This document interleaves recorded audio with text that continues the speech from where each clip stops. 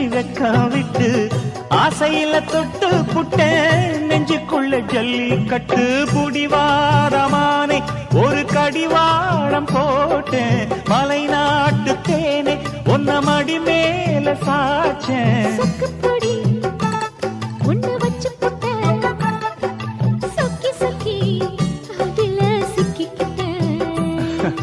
கிச்சிலி சம்பா குத்தி எடுத்தே மொச்ச குழம்பும் வச்சு எடுத்தே ஆமாடி அதுக்காகத்தான்